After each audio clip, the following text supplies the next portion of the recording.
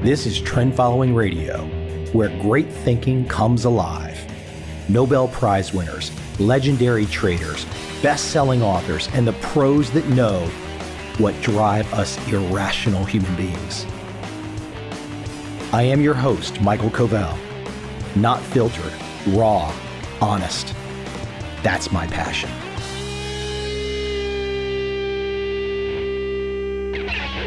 Brandon Hurley, a.k.a. Phuc Map. Phuc Map is Vietnamese, and if my pronunciation is not perfect, please forgive me. Brandon and I had a chance to meet up in Saigon, and he has perhaps become the most famous foreigner in Vietnam. And props to him, he speaks, from what I understand, and I have asked a lot of people, damn perfect Vietnamese. And this is not an easy language. I hope you enjoy this conversation, and I hope you enjoy the inspiration that if you've ever thought about trying something completely outside the box, something completely new, like learning a language, like learning an Asian language if you happen to be American, for example, I think Brandon, again, a.k.a. Phuc Map, and you will find out what that means in the podcast. I think Brandon gives great inspiration. I hope you enjoy this conversation.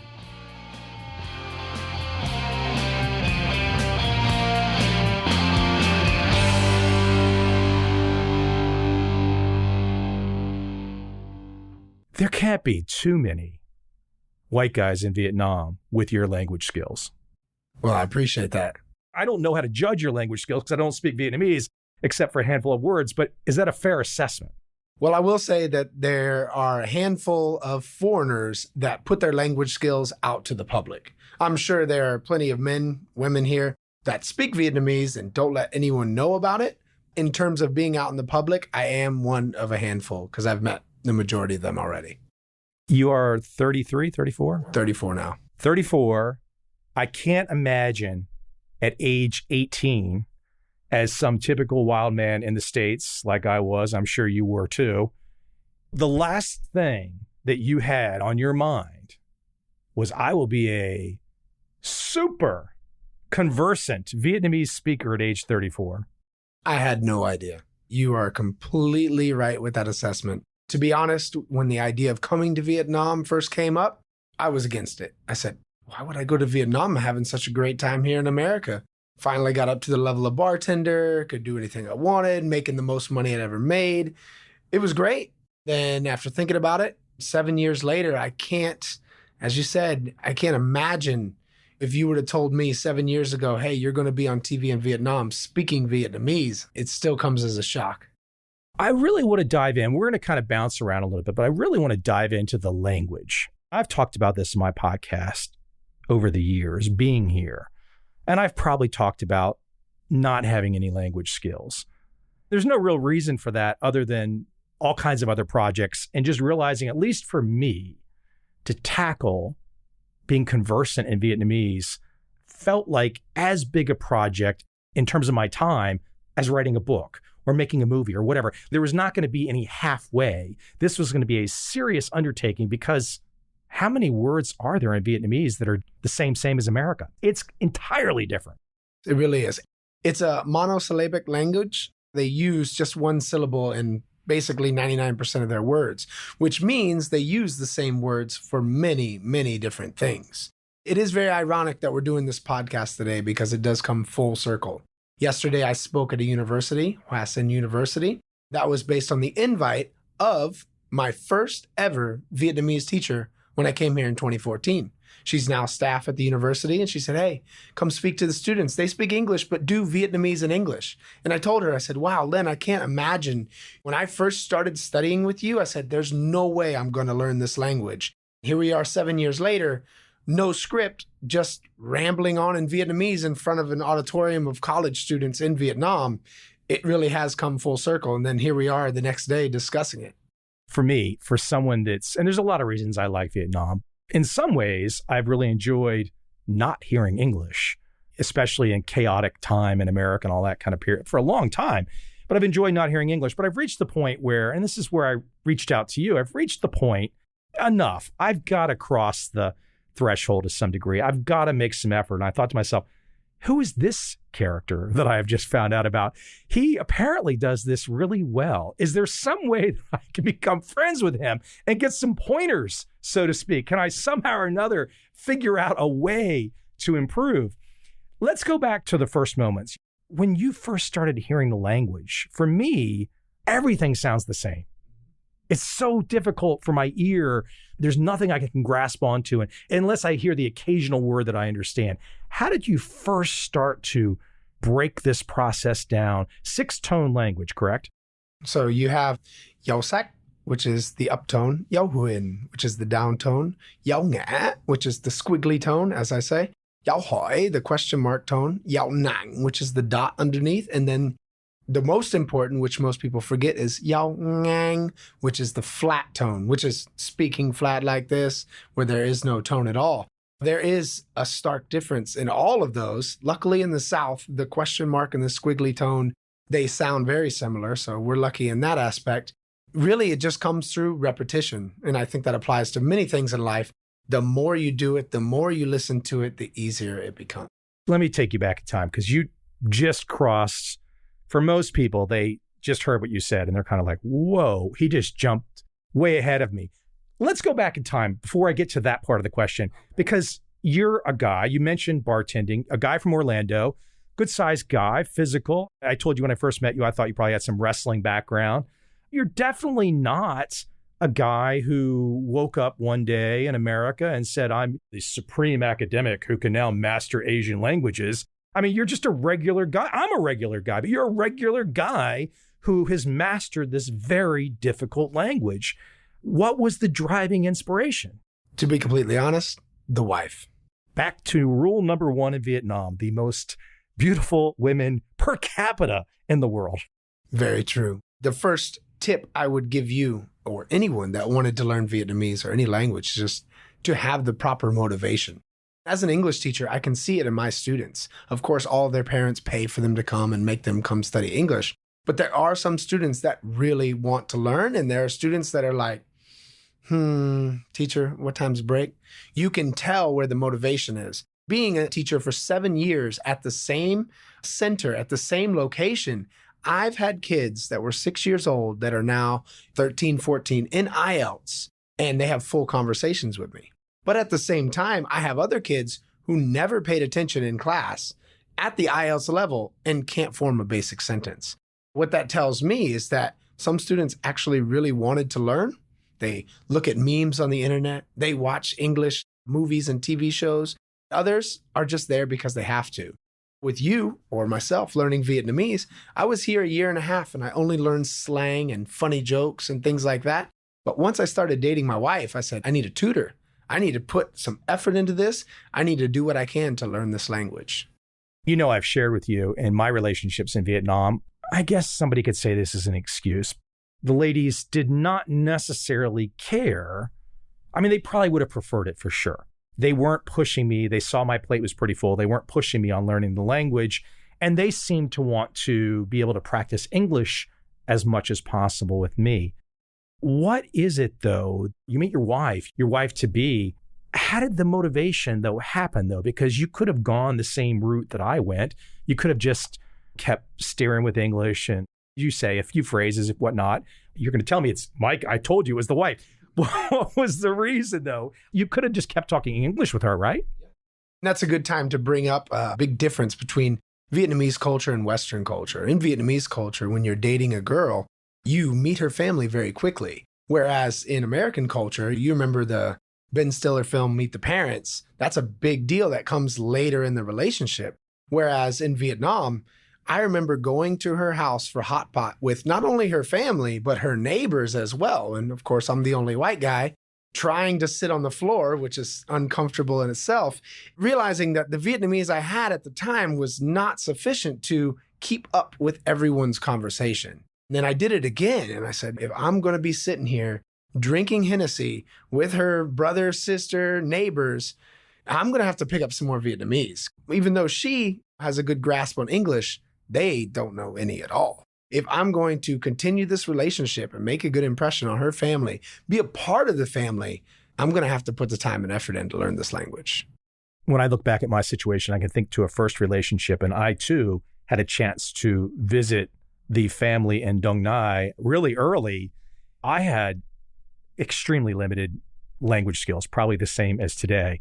It was frustrating. I remember, hey, can you translate something for your father? And her response is, you do it. She's saying that to me in English, and she knows I could not navigate.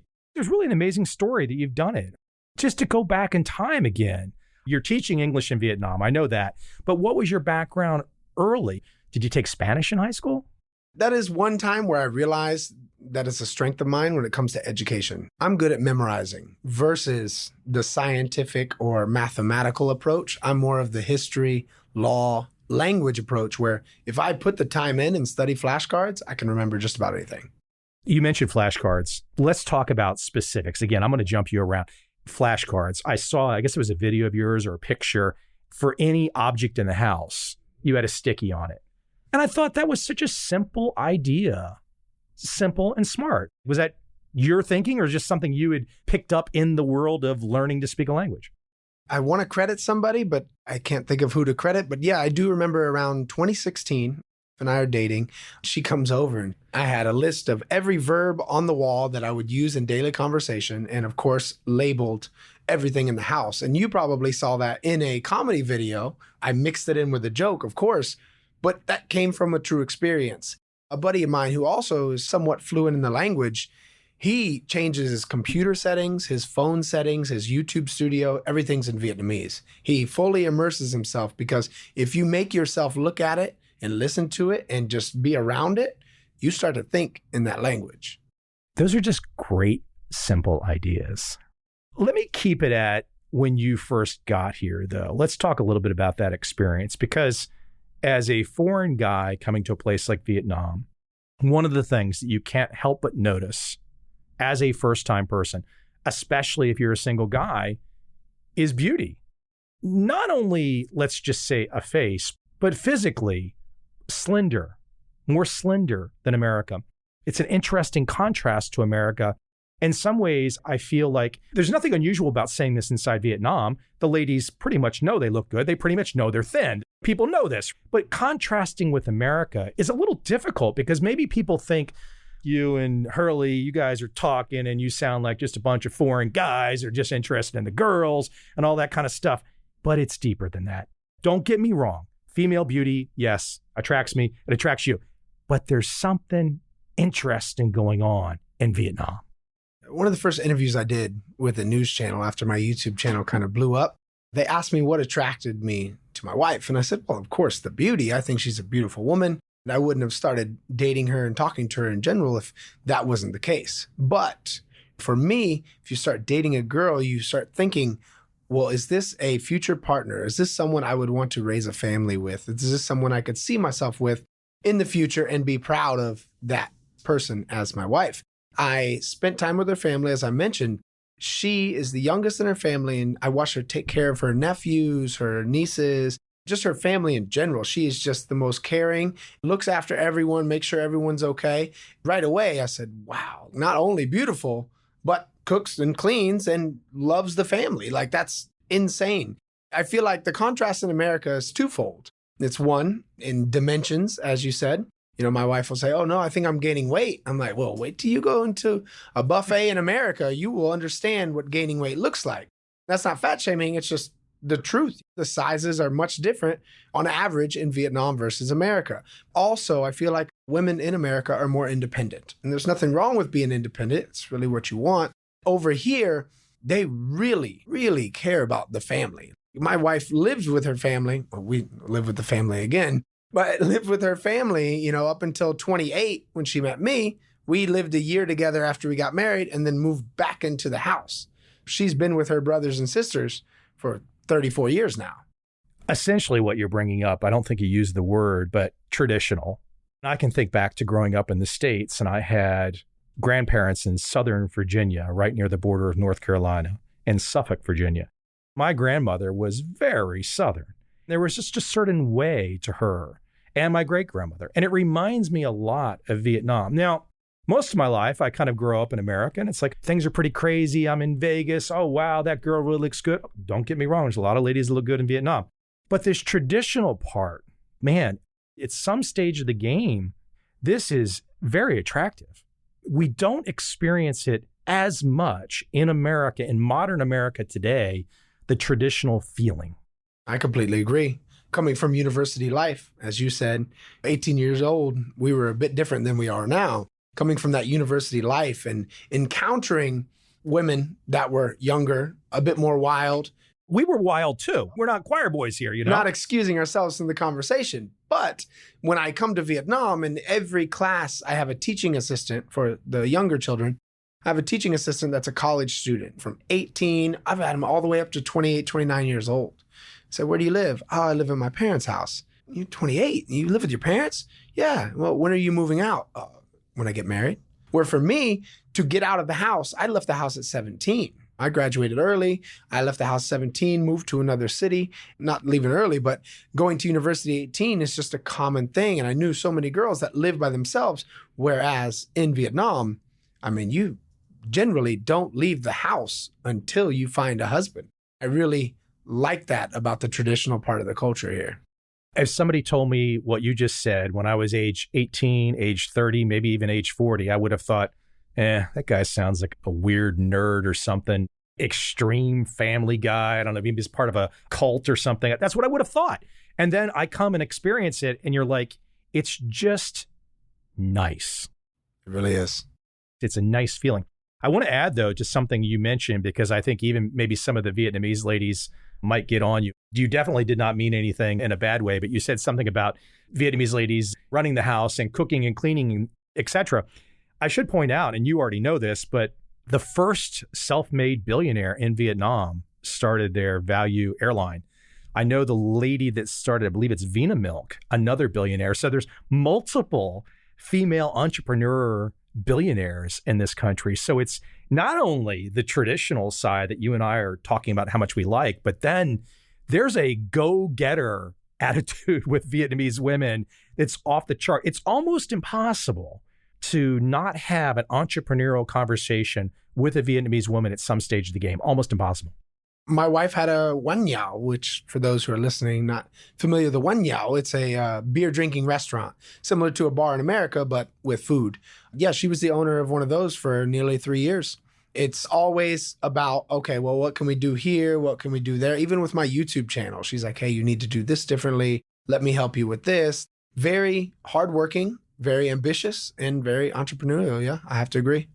When we first spoke, we both realized that we were practicing yoga. And I know for sure that we were in the same class together at some stage of the game. I doubt you remember me. It didn't seem like you did, but I definitely remembered you because I remember there was a heavier guy in the back. I'm a little cocky because I'm pretty flexible. And I was like, so I'm always comparing flexibility and all that kind of stuff. Let's go to before you got to Vietnam.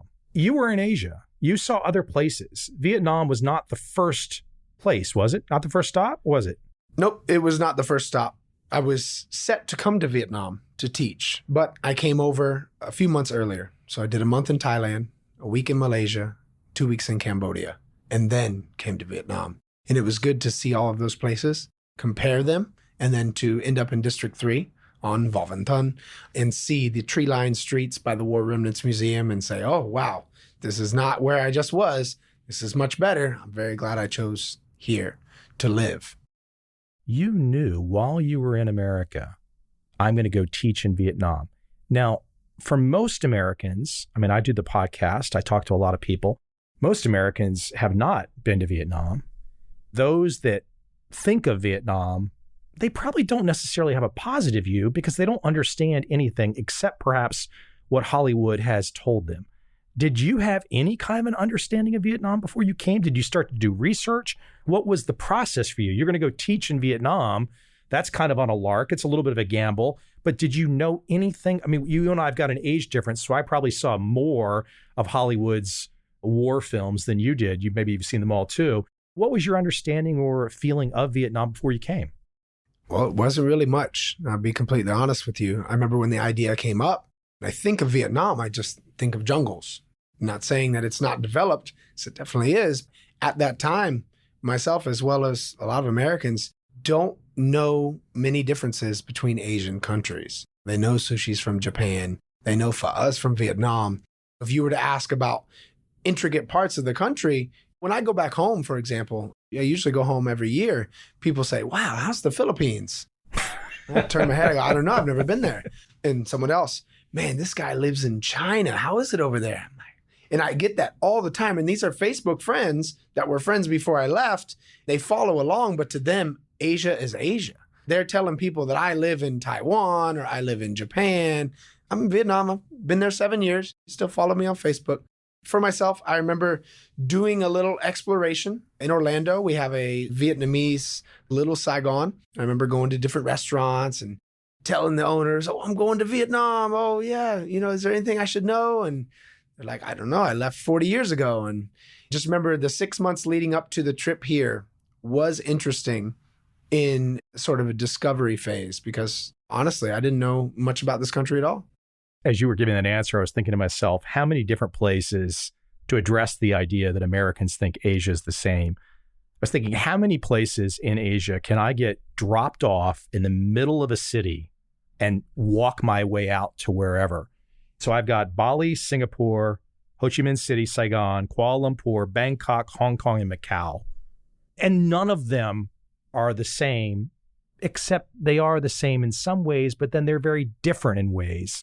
I'm going to let you try and explain it, but how to explain the feeling when you are a Westerner or a foreigner, an American, and you come to a place like Vietnam or another Asian country, it becomes so familiar to you, then you go home to America and you hear these statements. You don't get mad or anything, but it's just, you don't know what to do with it. You know so much more, but you can't explain it. You can't do the Vulcan mind meld. There's no way you can share what you know. You've stumbled into something. It's changed you forever. I completely agree. You start listing off those places. Although I haven't been to all of them, I have been to a few. In my mind is just memories and impressions of those places, of those countries, just from a short trip there. I've been to Kuala Lumpur 3 times. Hong Kong and Singapore were very similar in terms of infrastructure. I didn't go to Bali, but I was in Lombok, the island next to it. That was a very interesting experience. No Macau. Each one left a certain impression on me. And then now in the future, if I meet someone, I'm from Malaysia, like, oh, well, I like this in Malaysia. I'm from Indonesia. Well, I had a great time on Lombok. Whereas if I'm in America, before coming over, if I never came over, I would go, Asia's nice this time of year. Let me bring it back more to relationships. I'm curious if it's because of your personality or my personality that we decided to stay because of relationships, and how that would transfer or translate to, let's say, an American guy or a European guy. If they came here for the first time and they were single and they had the capacity or means to stay, would they stay? Meaning, is there something about you or me that's a little unusual or abnormal, or would a majority of other men from other countries come to a place like Vietnam and just go, wow, this is so different. This is so amazing. I must stay. I'm changing my life. On that note, I've met people in both categories, relationships aside. I've met people that came through my TESOL program a bit after me, and they were here 2 weeks, and they said, no, I can't do this. I'm out. And they just left. Part of it is personal space, touching, everybody getting so close, asking you questions. Other parts were the infrastructure, lack of public transportation, or at least suitable for foreigners and what they're used to. But it's good enough for me and you. The point is, for some people, they're looking for, I must see the perfectly manicured whatever. And there are places in Vietnam that are perfectly manicured, don't get me wrong. Perfect example, and I'm not going to say her name, a girl went through my program and she got here. She lived in Italy and taught English in Italy. And she said, this is nothing like Italy. I don't like it here. And everyone said, well, of course, it's nothing like Italy. I've met people like that who just got out very quickly. And then other people who never found a relationship here, but have been here 10 years. Don't speak the language, but have been here 10 years.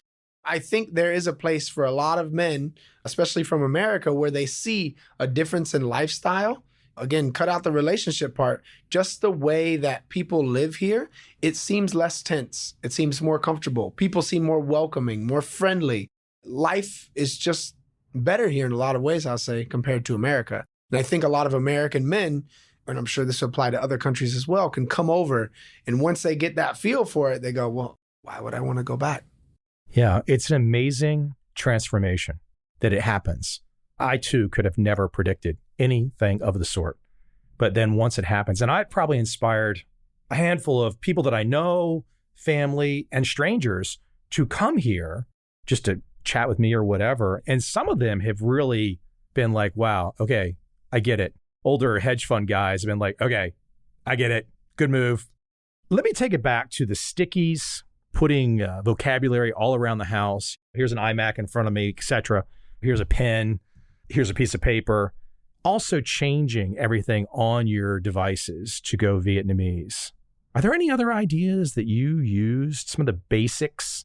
Because those two things, for someone like me, you've had a lot of experience in this. You could look at me and say, Mike, until you start, everything is an excuse. I get it. Let's just use me as an example. How would you start with me? What would you do with me? You can see me right now. What would you do with me? Okay, so as my friend Chris, who I've done YouTube with, by the way, this guy, he's around 23 years old. He speaks fluent Chinese, fluent Vietnamese, about to be fluent in Urdu, and speaks Spanish as well. Young guy, he's blows me out of the water in terms of the skills. His thing is just teach yourself a few words a day, a few phrases a day, and then put them into practice. Let's say you have 5 flashcards and you want to ask, how are you? Or how is your day going? How old are you? What do you do for work? You commit those to memory. You make sure you have your pronunciation right, of course. You go out and you talk to everyone. I mean, you have staff in this building. You have motorbike drivers. You have people selling things on the street. If you were to interview my wife and ask her about me, she would say, oh, he talks to everyone. That's what I've done for 7 years. I have video of myself in 2014 trying to just simply say thank you in the worst pronunciation possible. But I'm like, come on, come on. By the way, it's gammon. But I was saying, come on, come on.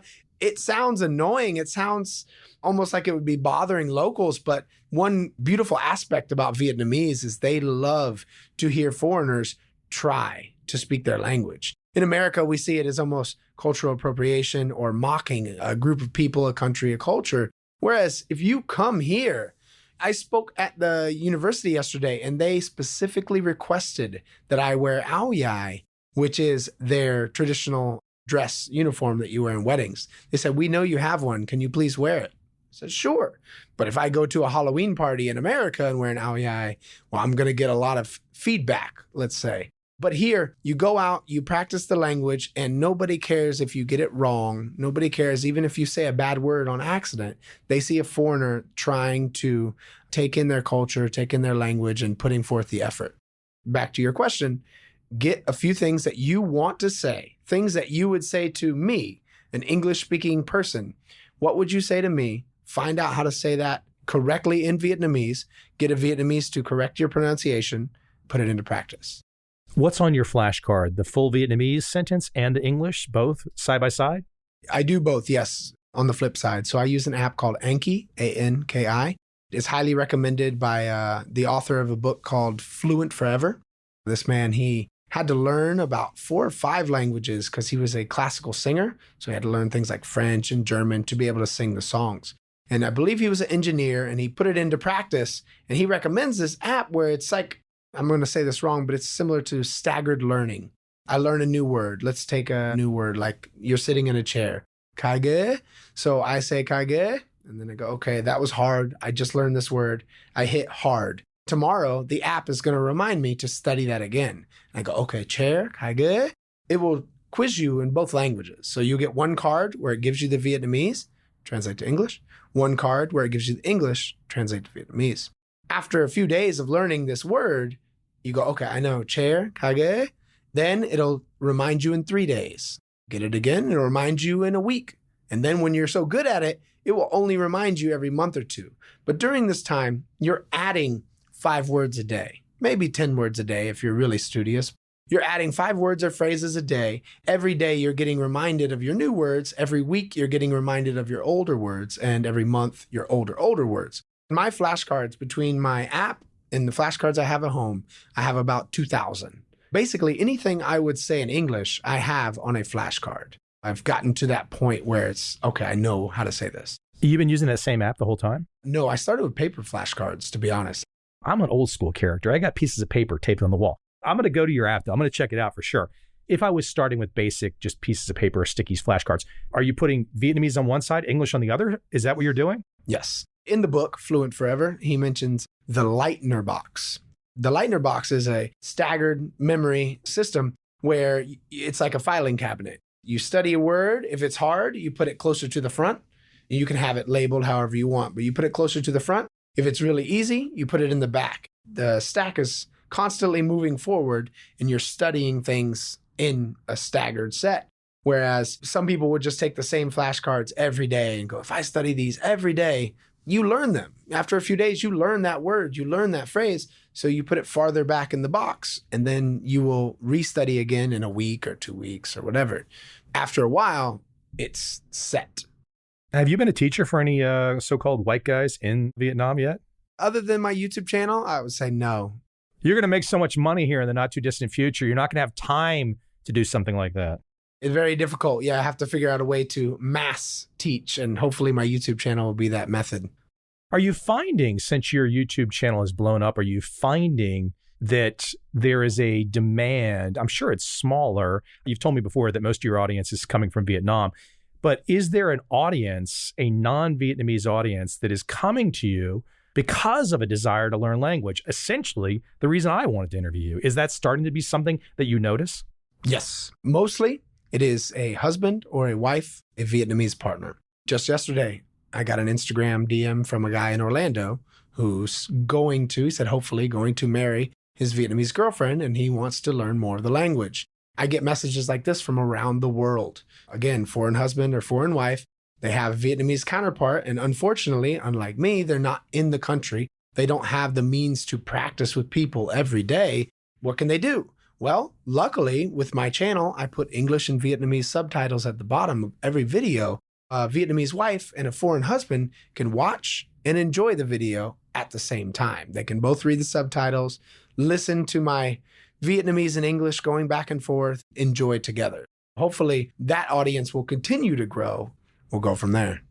Let me take it back to something you were talking about, going out on the street and talking to people. I have no problem doing this. I can remember the first time I started doing a lot of man on the street interviews for a documentary film over a decade ago. I was running around Singapore, Macau, Tokyo. I was doing man on the street interviews, just literally walking up to strangers and doing interviews. Not a problem. Talk to me, though, some about the experience, the friendliness of people in Vietnam, why they like so much that you are so good at Vietnamese. It's kind of endearing in the sense that even me, even if I just use a few words, there's almost no word to use. People are going to think this sounds funny, but it's really not funny. There's almost no word to use, but the love that people give you if you use their language in Vietnam is absolutely amazing. Yes.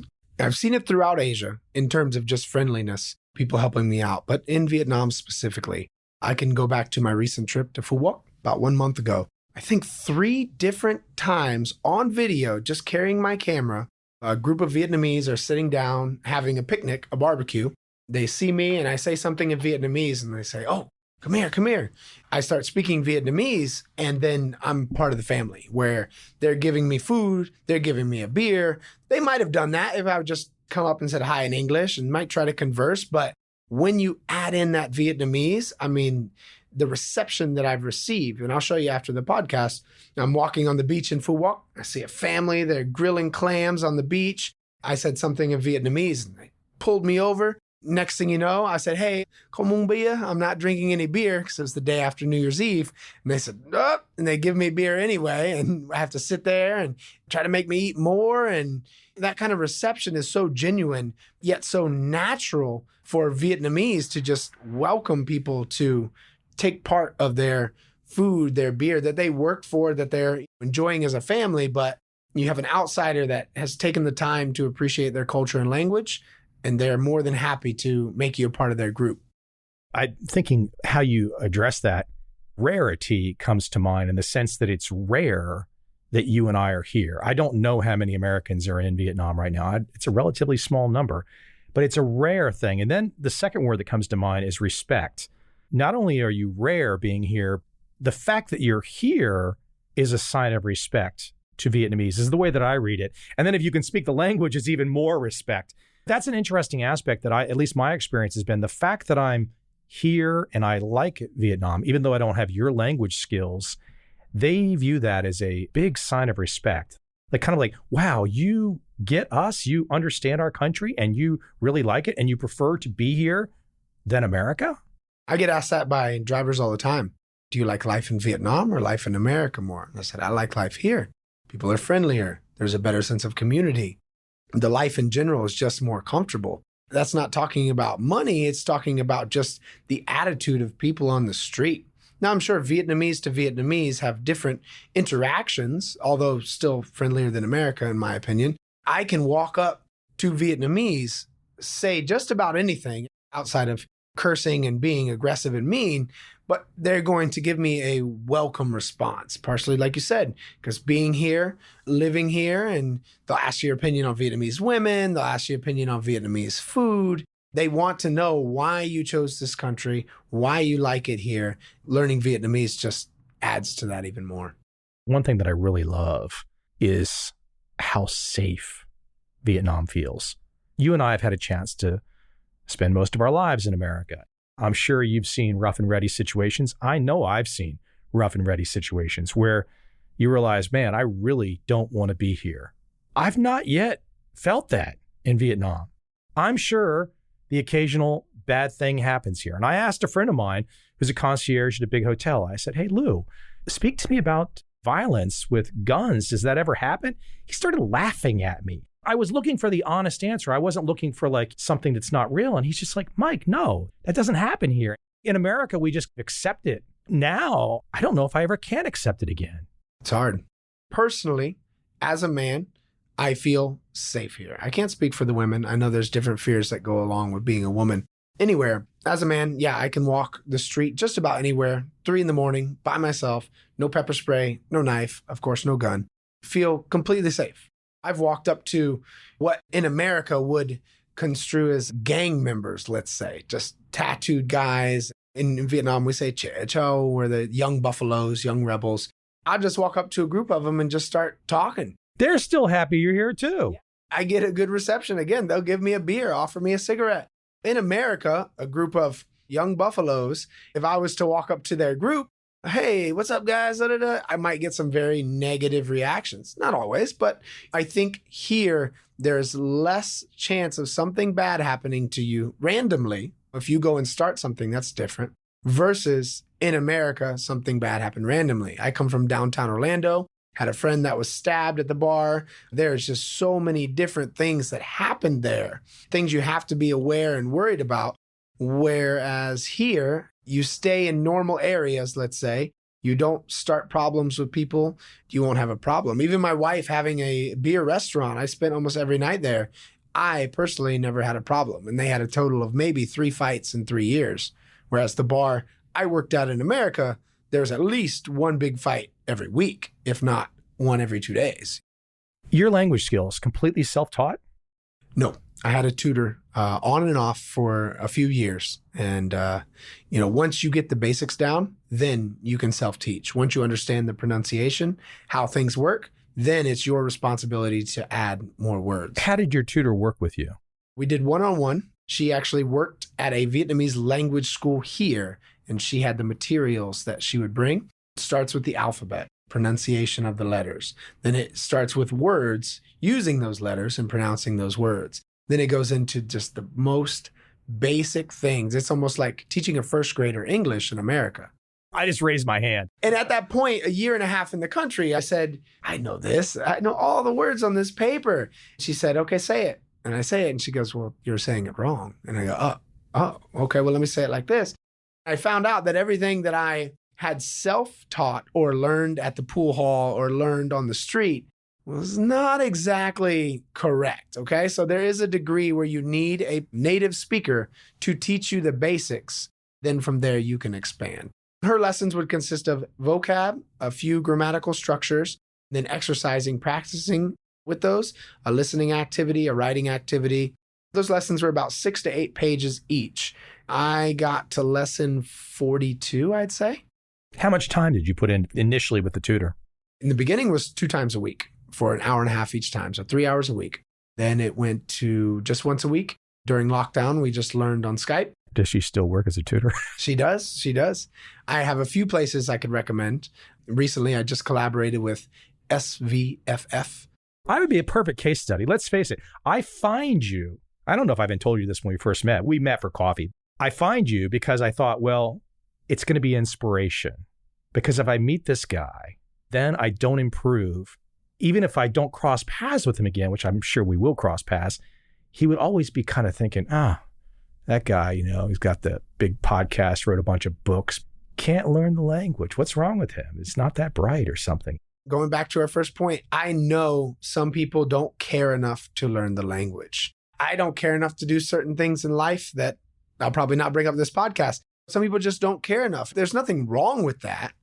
But when I look at my case, when you talk about living here for an extended period of time, talk about having a Vietnamese wife with a very big Vietnamese family that doesn't speak English, talk about having a YouTube channel here, speaking not only on TV shows or cameoing in a movie or speaking at a university, I almost see it as my responsibility to have a basic grasp on the language. Now, I appreciate you mentioning that I'm a master and that I'm fluent. There are levels. Compared to me? Of course. Of course.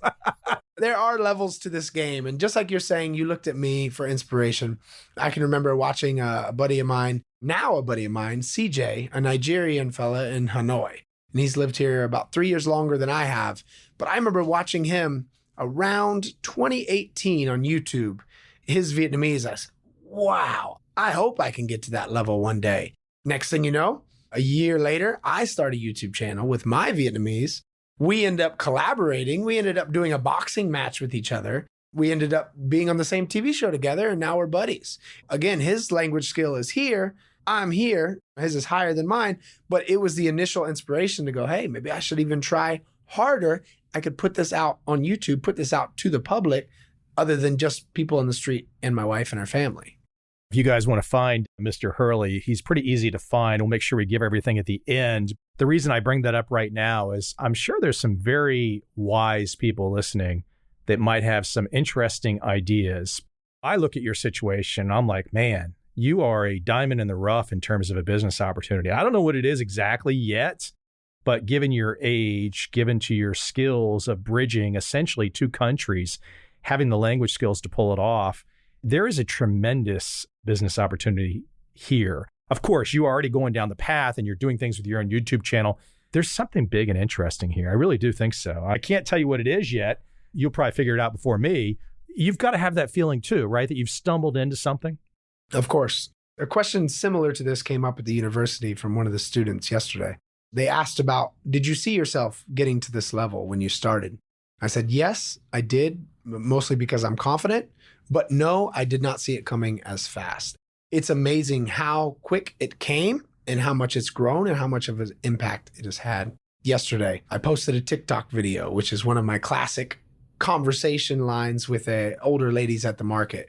Within 24 hours, I had 3 million views. That's a serious number of views. That's what I'm saying, where the impressions that I've been able to make with my content, with my style, because the comments are like, some Vietnamese in America, wow, you speak Vietnamese better than I do. Quite a compliment. Also, people commenting, you have a perfect style and personality to do what you're doing. I'm joking around with an old lady at the market to give a little background for everyone. It's common in Vietnamese culture to ask if someone has children yet. So I say, I have a wife already. She said, do you have children? I said, I do. A young boy, he's 2 years old. She said, can I see? And I show her a picture of my dog. She just cannot stop laughing. She's like, you know, that's a dog, right? I go, yeah, it's my son. Her genuine laugh to come from the surprise of seeing the picture of my poodle just garnered 3 million views in 24 hours. That's my style that I've used Vietnamese. It's to joke. It's to make people feel happy, relaxed, entertained, whatever you might have, more than a serious, in Vietnamese, we speak with this accent because of this. No, I'll teach in my way and make it humorous and make it entertaining for the audience. So far, so good. I mean, people are listening. Is that your most popular TikTok that quick? It's hard to say. The fella Chris I brought up, him and I did one comparing the accents of the North and the South, and that's at about 8.5 million views. Yeah, that's probably 99% Vietnamese. It's over 95%. I know that. TikTok is mostly Vietnam. Part of it, I think, has to do with the algorithm. Don't quote me on that, but I believe they show it to where you are posting. Currently, in the last 28 days, it looks like 93% Vietnam, only 1% America. Are you to the point where, I mean, you came up to visit me where I'm at today. Are you to the point now in a country like Vietnam?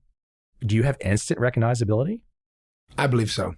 And you're not being cocky when you say that. I know you're not at all, but that's kind of an objective type question. I can't even downplay it. And I don't say this in a cocky way.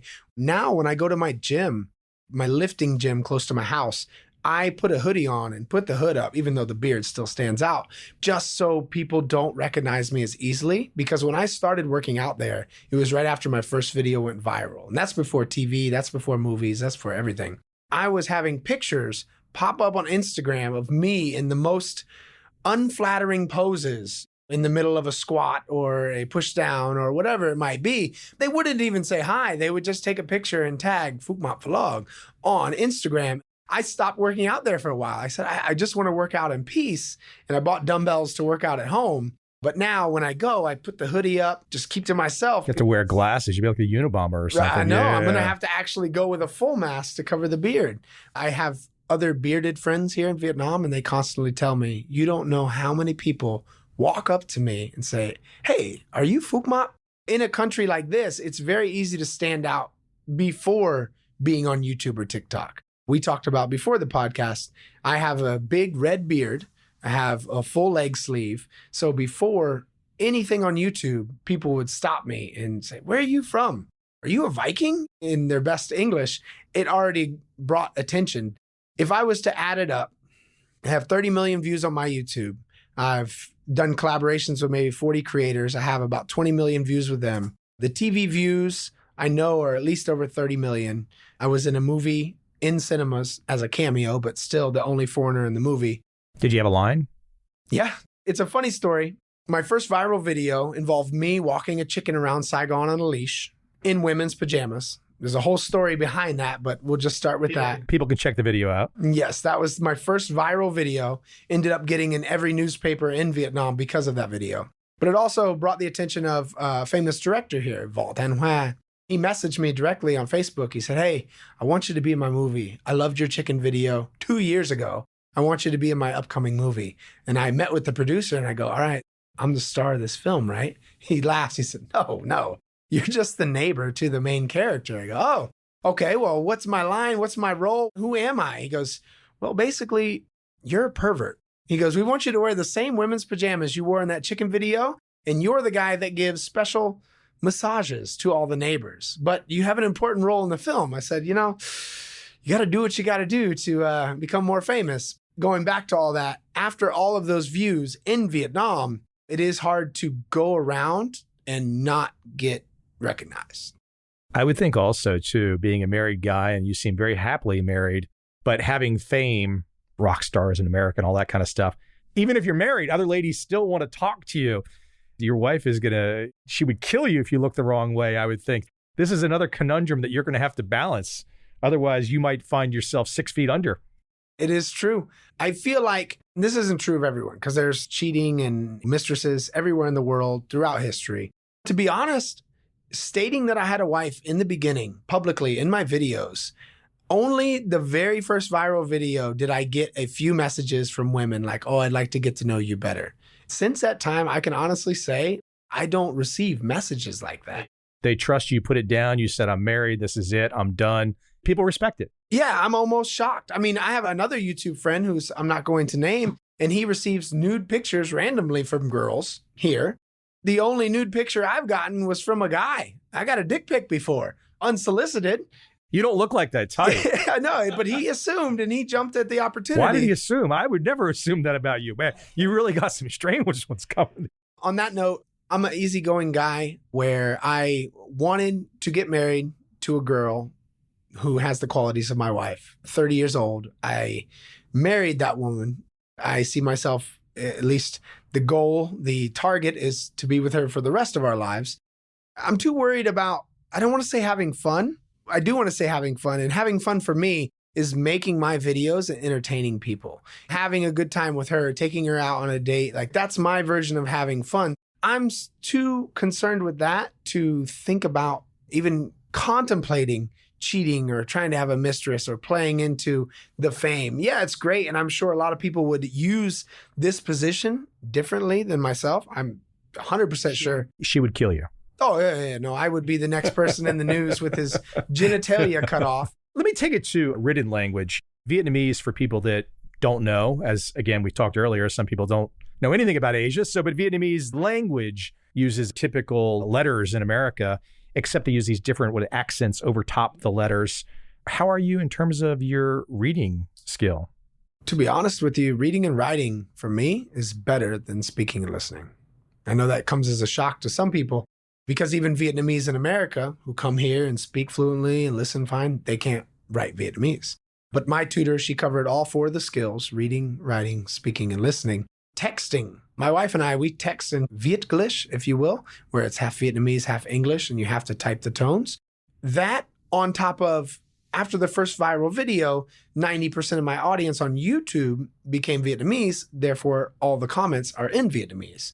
I got a lot of practice reading and replying to comments over the last 3 years, typing my statuses on Facebook in Vietnamese. For the first 6 months, I subtitled my video 100% by myself.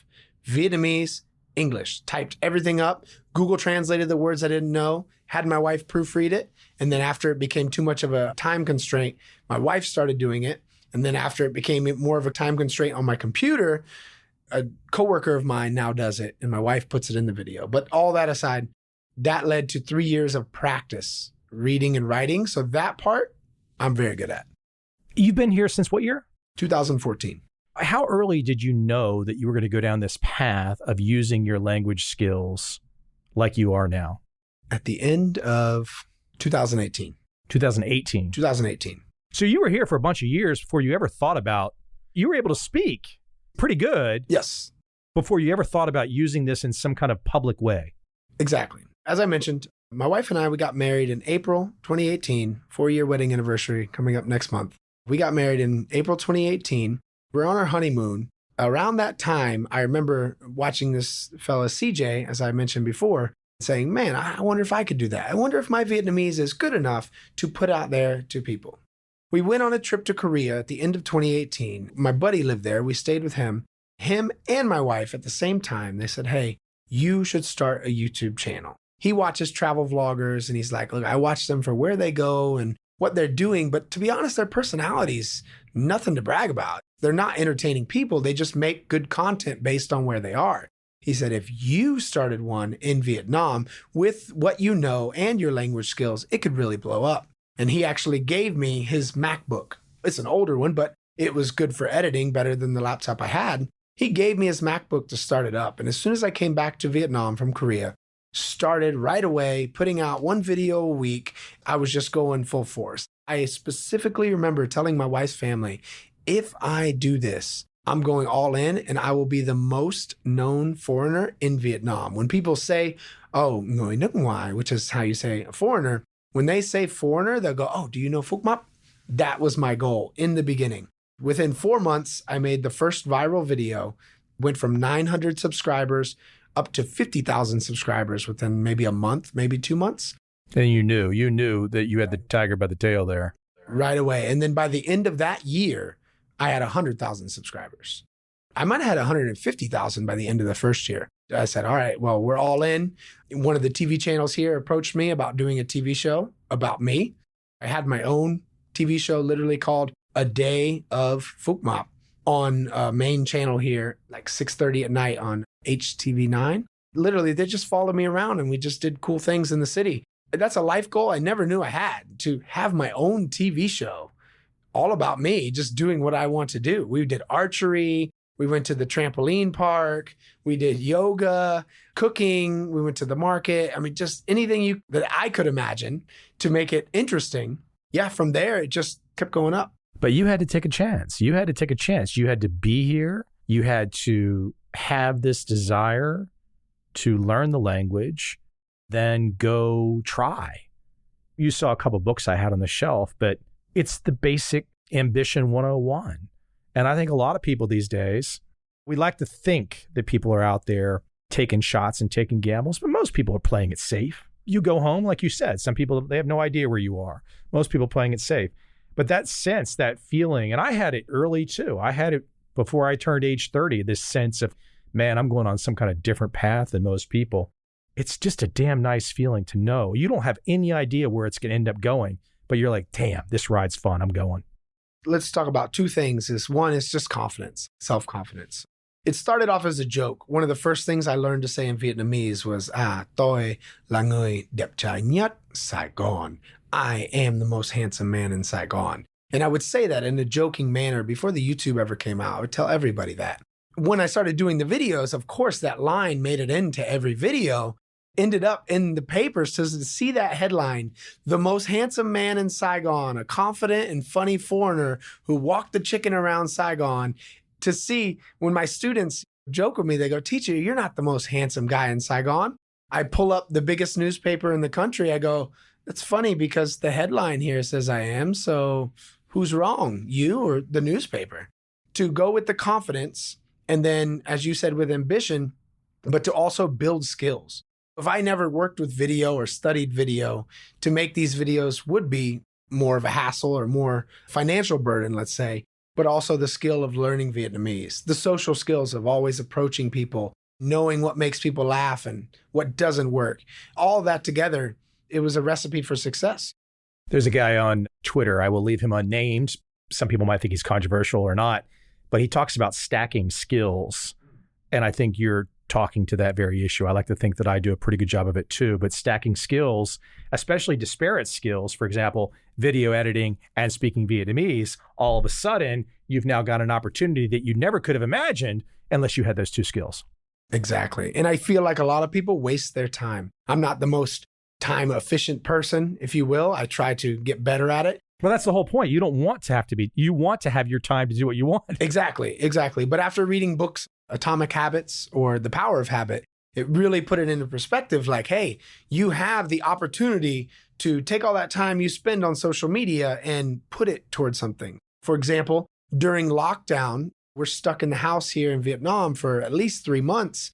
I committed myself to a filmmaking course. It's called Full-Time Filmmaker. Very in-depth, covers everything when it comes to freelance filmmaking. And I said, look, I could take this lockdown, lay around, and do nothing. I don't have to work much. I don't have to do anything. I can just lay around, do nothing. Or I can put my time and effort into improving the skill that's going to help me be more successful in what I'm doing. So I finished that course over lockdown, and then currently I'm in another course. By the way, some of the masterclass courses with Scorsese, Ron Howard, David, whatever his name is, the really funky director, those are really nice.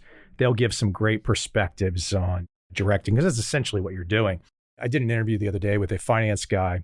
He talked about how much he loved Vietnam. He had been here, didn't speak the language or anything, just been here on vacations.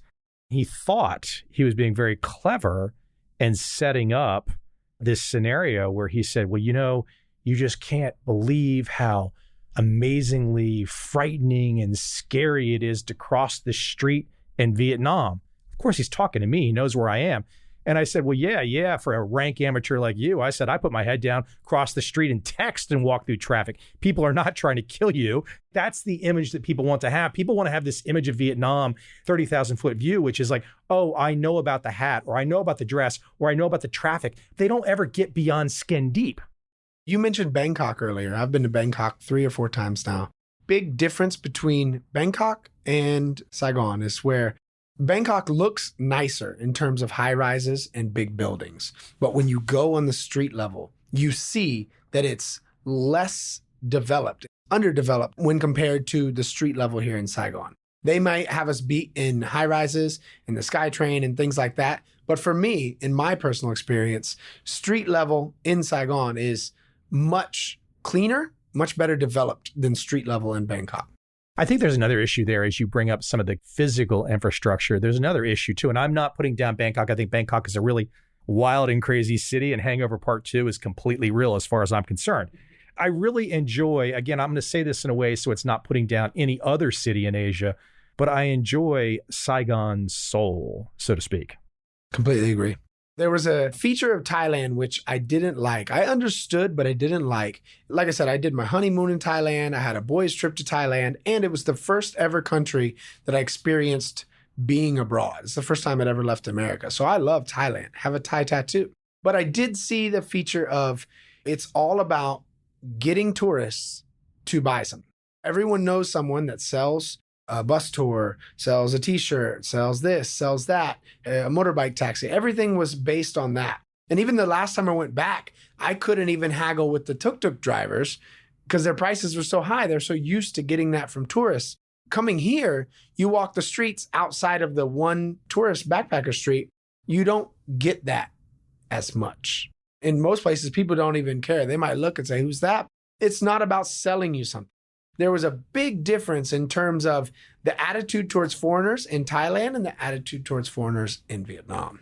I've had the experience here of being I can think of a very special lady in my life and visiting her family for the first time. Happened to be her grandma's funeral. Her family, most of her family had never met a, quote, white guy. Have you had that experience?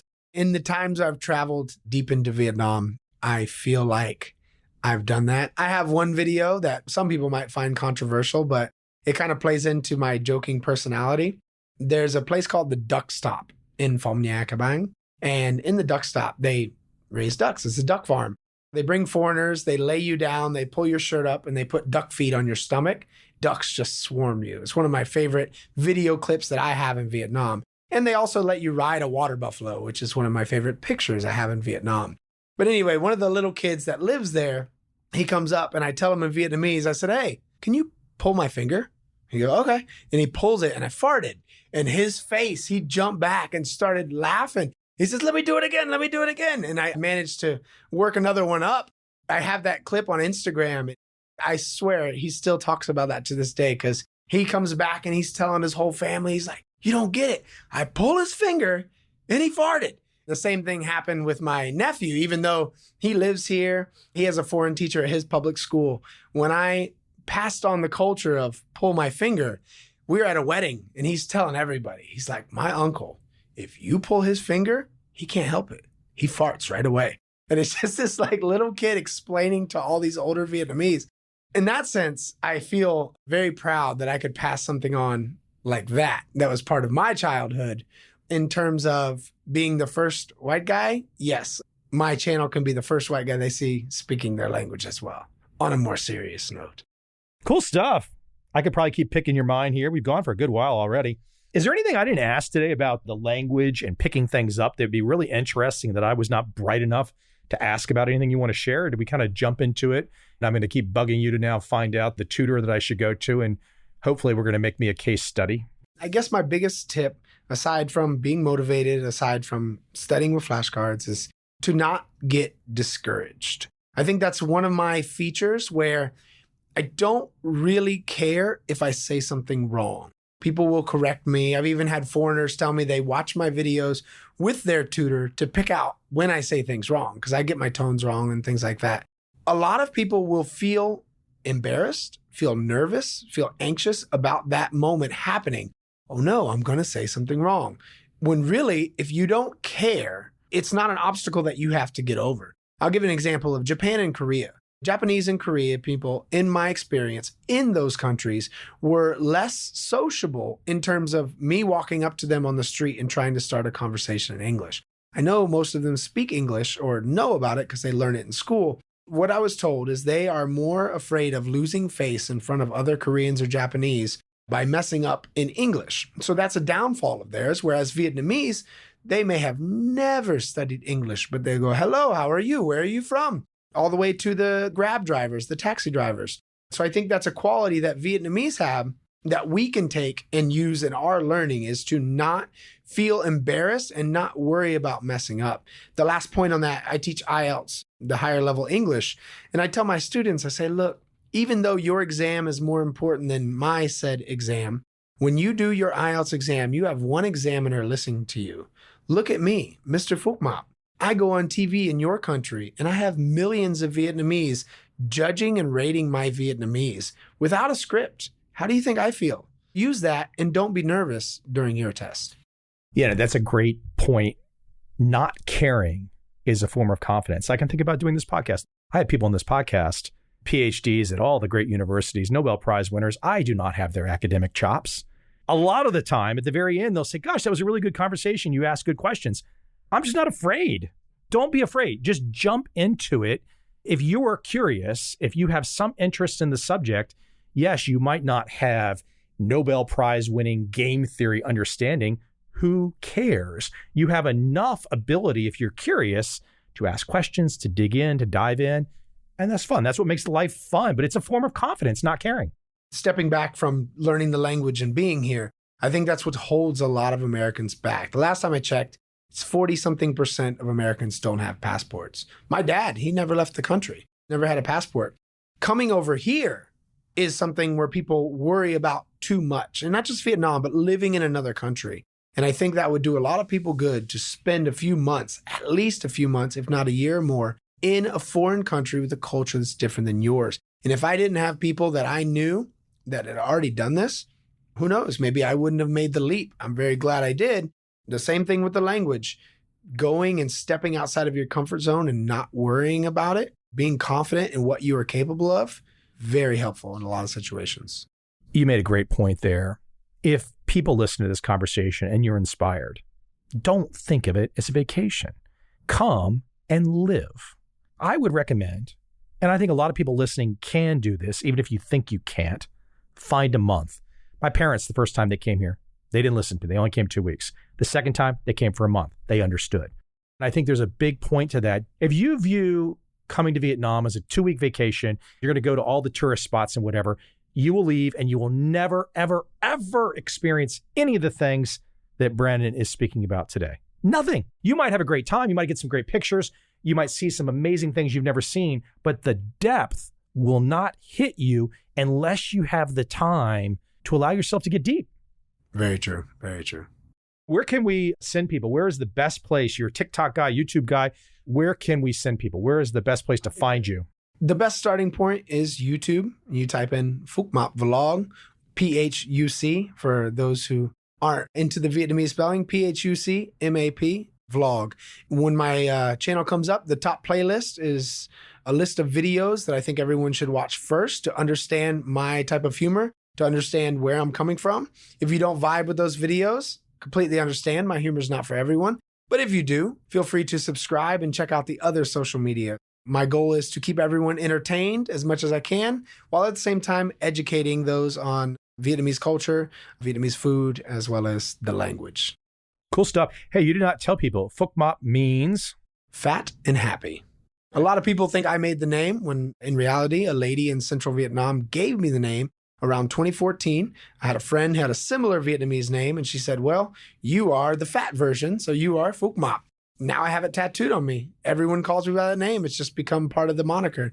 Vietnam is a country of 100 million people. I'm talking to the guy that's probably the most famous white guy in Vietnam, and his nickname is Fat and Happy. Now tell me you just did not smile when you thought of that. Yes, great stuff. Hey, Mr. Brandon, Mr. Hurley, Mr. Phuc Map, thank you. This is the first podcast I've done in person that wasn't online, so it was a pleasure to be here today.